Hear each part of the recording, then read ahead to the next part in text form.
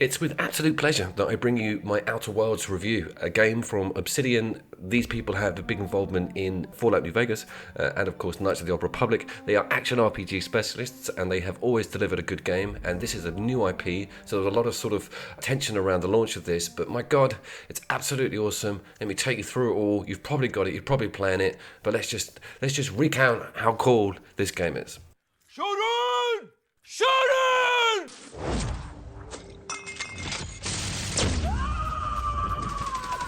With a game model that's very similar to a lot of the Fallout games, but not at all similar to Fallout 76. This is very much an offline game and extremely welcome in the industry at the moment.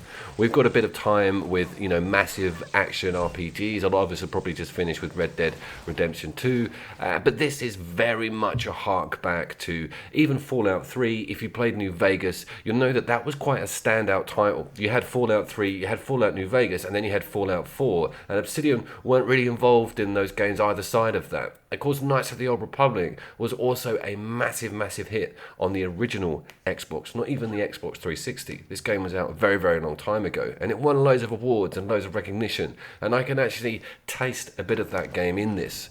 Very stripped down, very streamlined, very good looking action RPG this. They've taken on board some of that 40s, 50s aesthetic that you see in a lot of the Fallout games, but the colours and the way it's utilised here is a hell of a lot better. It's very smooth, it's very well built. It's almost like one of those Tonka trucks, this game. It's bulky, it's big, it's raw, it knows what it's doing, it knows how to do it. There's no buggering about here. There's hardly any issues also with glitches and open world sort of ailments that you would normally get, but this technically isn't an open world game.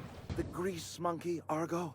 Let's talk about that for a minute. The environments themselves, the non-player characters, the mission structures, all that sort of stuff. It is delivered perfectly with this game. It's got a very cool idea of hub towns being relatively populated, but everything having a vast amount of side quests and hidden quests within interacting with characters on the game itself. I love that idea. It's been around for a very long time, but it's cool to go up to people, get new quests, get certain things that you wouldn't normally get if you were just bumbling down the old main campaign. Now let's talk about the combat. This is important because it's a linchpin for the game. I actually love it. Okay, a lot of people have been complaining that it feels a bit blocky, a little bit floaty.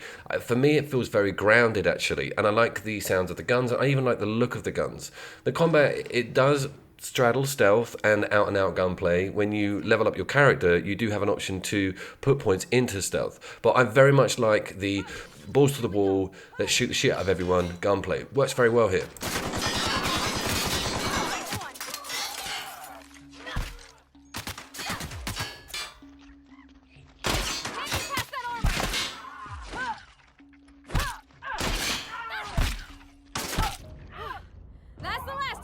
Now we're going to come back to the combat in a bit because what you've just seen is really level 1 of the depth that you have in regards to your party characters and special moves and decent weapons. I want to go to the visuals and sort of game design first. I think that's probably the best place to start because that's your initial reaction when turning on the game and going through all these different areas. The game is blocked into planets, so there's probably about 8 or 9 planets, each with its own terrain and sort of ecosystem and creatures, which is a really cool idea. Mass Effect does that. You don't have to do a No Man's Sky and have a massive great map that you have to get lost in. It's nice and clear and you can go to another planet if you want to. Well, not all of them are unlocked for me. I'm about 35 hours in. But I wanted to talk about interior and exterior visuals, and I'm totally impressed with both of these. One of the things you will notice, and it's running on a Pro as per, but one of the things you will notice is that it's kind of, there's no PlayStation Pro options on resolution and frame rates. Now the frame rates for me, they do very well, but the actual granular detail on some of the resolution and some of the textures, and when things get very busy, it does suffer a little bit. This is easily patched stuff. It is no way a problem at all. It's just I'm a real sort of stickler for that sort of stuff, especially owning a PlayStation Pro and wanting to see a nice high performance with the game. If this game has any deficiencies at all, it would be in that graphics department, because it just isn't mind-blowing. We're also used to mind-blowing graphics at the moment. This is still very pretty, and I'll show you some pretty stuff in here in a second. Self-diagnostics complete. One of the things that Obsidian are famous for, one of the things that stands out with this game is very intelligent mission design and impact on mission statuses further down the line, depending on how you have performed, as an individual with either a village or an actual personal machine itself. They will remember you, they will hold grudges. I rescued this guy out of a factory. It was really cool, and his name was Jeremy. My NPC character named him. And then we just stumbled across him in this other factory, and he's like, "Hey dude, how you doing?" And I was like, "Oh my god, it's Jeremy, he's back." I love that sort of knock-on effect, and characters building relationships with you through the story of the game itself. Fallout 3 did it very well. New Vegas did it extremely well. I can still remember a lot of the characters within that game itself. I love the visual design choices in this game also. The colours are bang on. They really come to grips with how this world should look. Everything feels very natural with what it's been put in and around.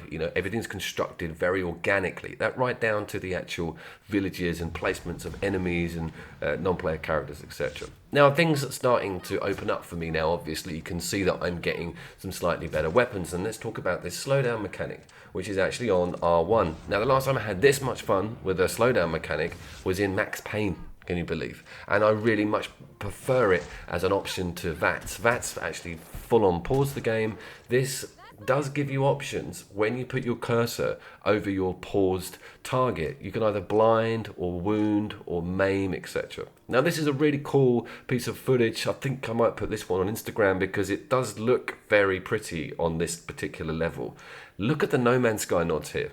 A huge amount of nods to a lot of really cool sci-fi universes, especially the ones from 50s, 60s, even 70s B movies. The whole thing just stinks of amazing sci-fi tributes, the whole way through, especially the sort of neo cool villages and hubs that you get introduced to. These never get boring. The bars in them are really cool. All the characters working in the kiosks, even the little robots that are trying to push you sushi, or crazy criminals hiding in the sewers, etc. Every city and village has a really cool story. This one's excellent as well. You sort of arrive after an initial alien invasion where these creatures have killed everybody. You're there to pick up the pieces, but I just love panning around and soaking up these colours.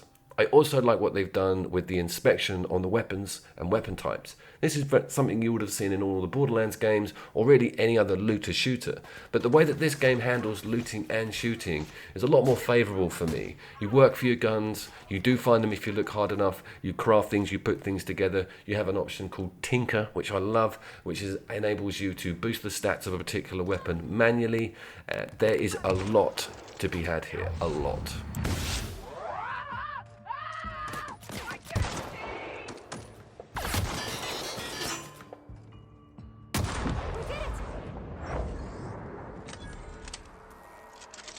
I'm actually very impressed with the hardcore military aspect of the weapons. I was expecting it all to be like plastic ray guns and water pistols and stuff. I don't know why I thought that, but I thought it would be really sci-fi and not too grounded in current day military hardware. But holy shit, there's like assault rifles, full-blown like shotguns and milliguns and massive like ranged hunter rifles with even like wooden stocks that you can amend and put mods on, etc.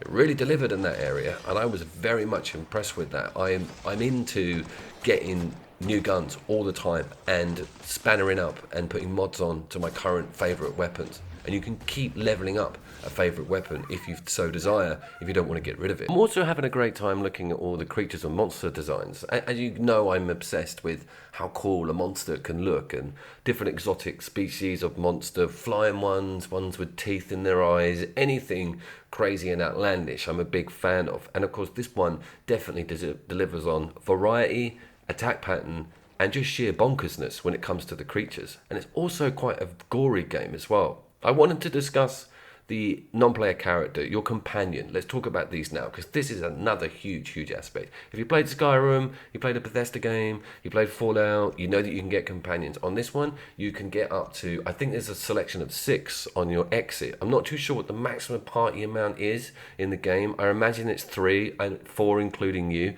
but just the badassery that you can get yourself to look like in this game is absolutely awesome. And I'm playing as a female. Never do that. Is bricklaying representative democracy? But the female armor is totally as badass as the male armor. I'm so impressed with how the armors look and how you can dress up your non-player character. Also, how good they are in a supporting role during combat. You saw that I could change her aggression level, and I could also put where she hangs out, close, nearby, far away, etc.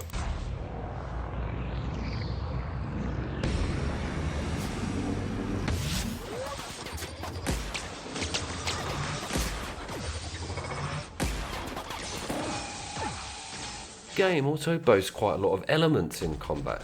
There's plasma, there's electricity, and when you use the VATS equivalent, the time slowdown, you get this purple card appear on the left hand side of the screen, and it will tell you what that particular individual or type of enemy is weak to. This is a seriously handy thing, because if you've got a new type of enemy, you really need to hit it hard with the first shot. You can work out what it's weak to prior to that, stick that weapon on, and then go for it. This is a cool piece of footage actually, and I want to talk about sort of mini bosses or particular enemies that are tougher, that are named, that have big loot drops. Can you see there's this guy over here? He's called Colonel Butterscotch.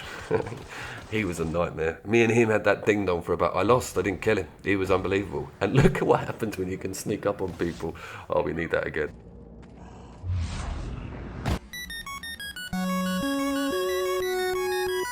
So in the reticle on my slowed down focus target, I had an option to either blind or knock down or maim. There's loads of them. It's really cool. You can choose. If you want to incapacitate that enemy so that your friend can get some bullets in, then it's a good idea. You use it tactically. If it's charging you, you want it to drop immediately. You know, you go for a blind or a knockdown. Brilliant. This is a great example. So I'm on a mission, but I've noticed there's some dude up at the top here walking around. As soon as I get in this lift, you'll see that there's all these arrows on my radar. So there's no mini-map, just my radar, just like Fallout. And I was like, oh, there's only a few of them. And this game loves laying it on. It loves to sort of ambush you, but in a good way. So all the enemies come out of the woodwork here. I'm just like, holy shit.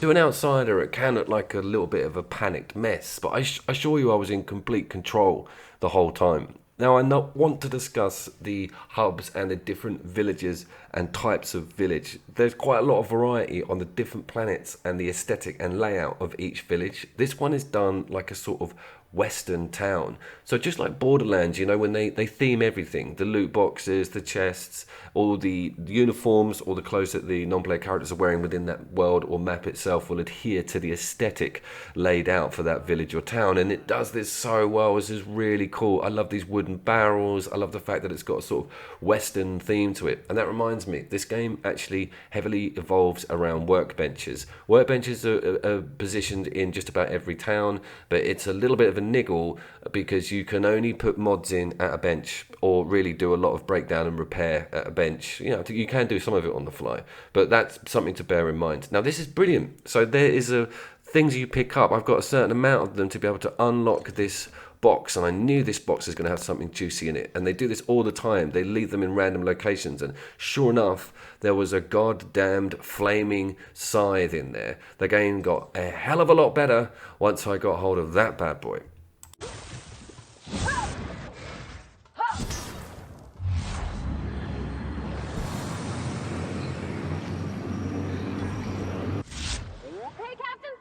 Notice in the bottom left of the screen, I've got some movement commands or some commands for my non-player character on my crosshair, on my actual joypad. Now, when you get your second character, I think at about level 13, 14, once you've pumped enough points in, then your non-player allies can actually instigate a special, and the special's amazing. It's just like the VATS replay when you do a Fallout game, so it will be a little bit of a cutscene. It's not too bad, it doesn't distract you too much, but it's really great to get that going, and they're devastating, and they will depend on what weapon is equipped, obviously, to that non-player character.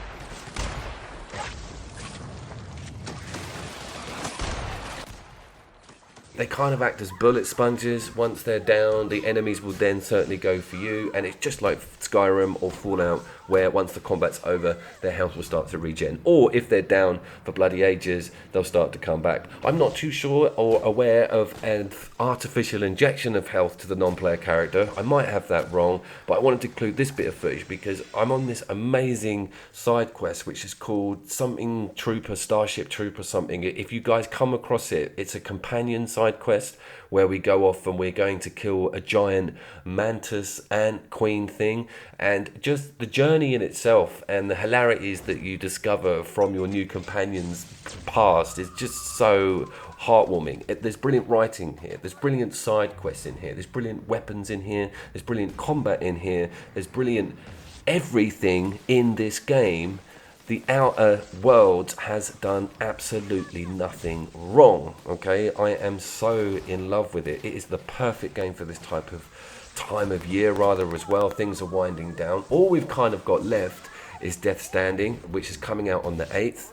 This is going to make my top 5. Dragon's Quest 11, Michael, and of course this, also recommended by you. You saw this coming a mile off.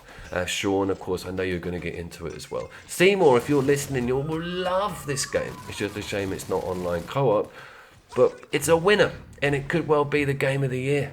We'll see you down there.